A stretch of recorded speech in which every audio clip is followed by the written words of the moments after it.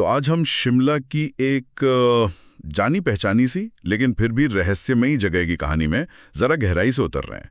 छोटा शिमला का oakwood manner. हाँ, ओकवुड मैनर।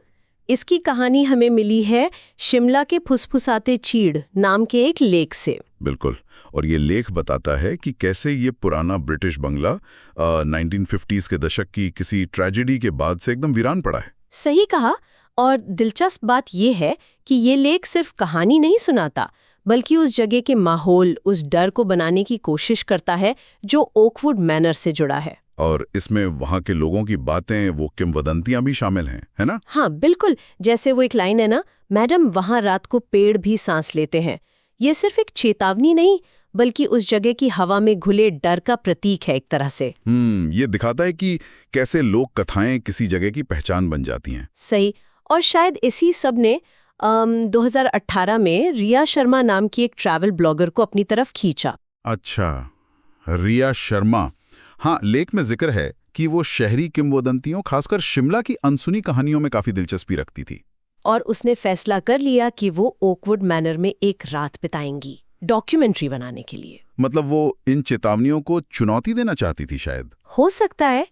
तो कहानी के हिसाब से रिया शाम ढलते ही बंगले में दाखिल हो गई। और अंदर का माहौल कैसा था? लेख क्या बताता है? लेख कहता है, चरमराते दरवाजे, टूटी खिड़कियां, पुरानी लकड़ी की वो अजीब सी गंध, जैसे किसी पुराने वीरान घर में होती है, एक तरह का बोझ।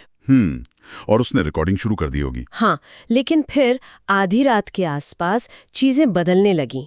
उसे बाहर चीड़ के पेड़ों से आवाजें सुनाई दी, फुसफुसाहटें। फुसफुसाहटें कैसी? जैसे कोई कह रहा हो, मेरी मदद करो, मेरी मदद करो। पहले तो लगा हवा होगी, पर आवाजें साफ थीं, उनमें दर्द था। ओह, ये तो काफी डरावना है। हाँ, और ये फुसफुसाहटें जल्द ही चीखों में बदल गईं। और तभी उसके कैमरे ने बालकनी के पास एक अजीब सी ठंडी सफेद धुंध को तेजी से घूमते हुए रिकॉर्ड किया। सफेद धुंध? वो क्या थी? पता नहीं, लेख इसे रहस्य ही रखता है। रिया जब उस धुंध के पीछे बाहर गई तो उसने कुछ देखा। क्या देखा? बंगले के पास एक पुराना ओक का पेड़ था। उसके नीचे सफेद गाउन में एक पीली सी औरत खड़ी थी। एक औरत? हाँ, पर जब रिया ने उसे आवाज दी और वो मुड़ी तो उसका कोई चेहरा नहीं था, बिल्कुल खाली। बिना चेहरे के? हे भगवान! हाँ बिल्कुल। ये देखकर रिया बुरी तरह डर गई और वापस बंगले की तरफ भागी। जाहिर है। लेकिन दरवाजे बाहर से बंद थे। क्या? बाहर से? कैसे? पता नहीं, लेख कोई जवाब नहीं देता, बस ये बताता है कि वो फंस गई थी, अकेली। और वो आवाजें, फुसफुसाहटें? वो अब बंगले के अंदर से आ रही थीं। घबराकर वो अटारी में छिप गई। अटारी में? और वहीं उसे मिली एमिली नाम की लड़की की एक पुरानी डायरी। एमिली?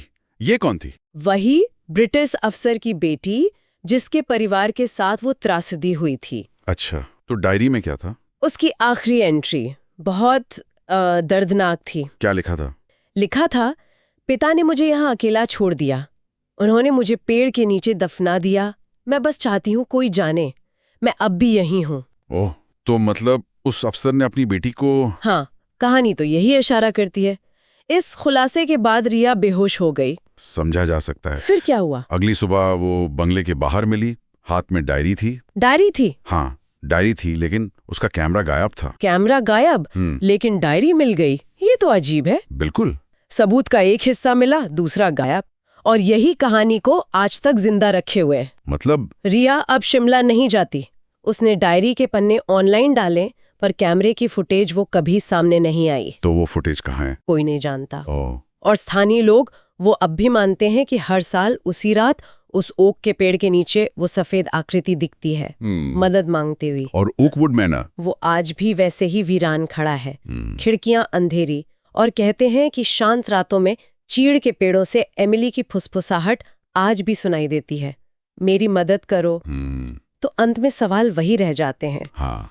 क्या वो डायरी सचमुच एमिली की थी या रिया के डरे हुए मन की उपज? और अगर असली थी तो वो कैमरा कहाँ गया जिसमें शायद सच कैद था? और वो बिना चेहरे वाली औरत, वो सफेद धुंध, क्या वो वाकई एमिली थी, मदद मांगती हुई? इन सवालों का जवाब शायद ओकवुड मैनर की खामोशी में ही है। और शायद यही बात इस कहानी को इतना यादगार बनाती है।